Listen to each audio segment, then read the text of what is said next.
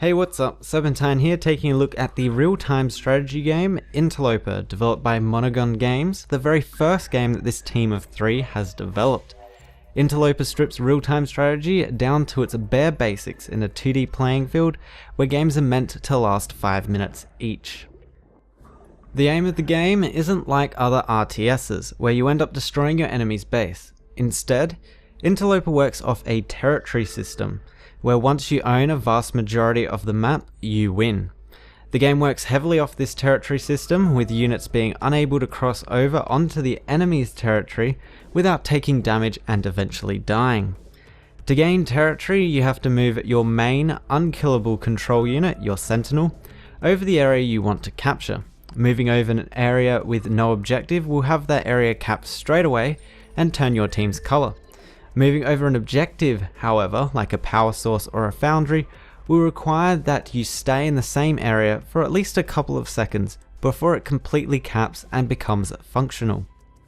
The main strategy in the game is not to allow the enemy sentinel to breach your territory and start capping your already capped objectives. You can block off entry points by placing other units in the way. Sentinels themselves can't kill these units, so they have to be killed by other units before it can continue on its way. There is a sneaky way of getting around with your Sentinel though, by going invisible and keeping your opponent guessing as to where you are. You can move through units while invisible and proceed into enemy territory, but you are unable to capture areas or objectives, and you can only become visible again in your own territory, so you can't just reappear behind enemy lines and start randomly capping stuff. There are currently 4 units available in the game, the first and most basic being a drone which automatically spawns from assemblers once they're captured, providing an unlimited supply of units. The frequency of their spawn rates is dependent on how many power nodes you have captured, with more power nodes increasing your assembler's output. The next 3 units are all upgraded drones that come from the foundry. First up is the 2 drone cost Husk. This unit can't actually attack, but works great at defending entry points with its 3 hit points. The second unit costs 3 drones and is a sniper. It does pretty much as you would expect, firing projectiles every couple of seconds as far as the map allows, sniping enemies before they can even attack. The third and final unit in the game is a 4 drone cost destroyer. This unit is specialized in combat with 3 hit points, of which 2 regenerate and also act as the destroyer's ranged attacks. It works great at busting away through enemy lines to get your Sentinel through and into the enemy territory.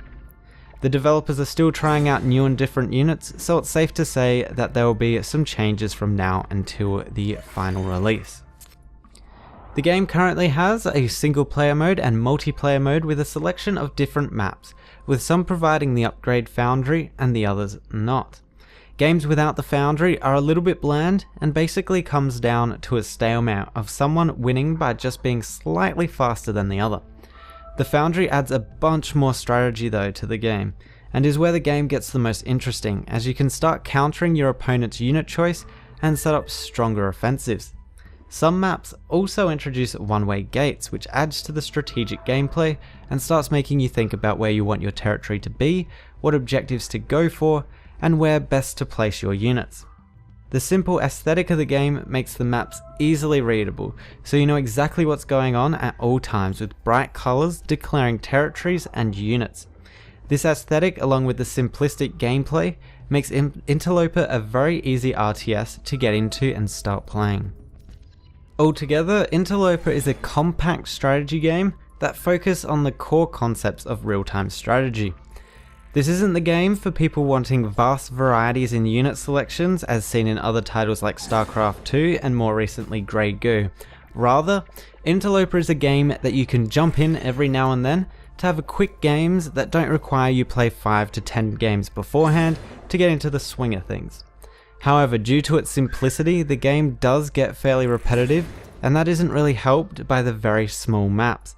I wouldn't mind seeing a couple larger maps, but that would probably also break the 5-minute game tagline. Anyway, that's been my player preview for Interloper. The game is currently in closed beta with an official release date set sometime in the second quarter of this year. If you want to find out more about the game, check out the links below.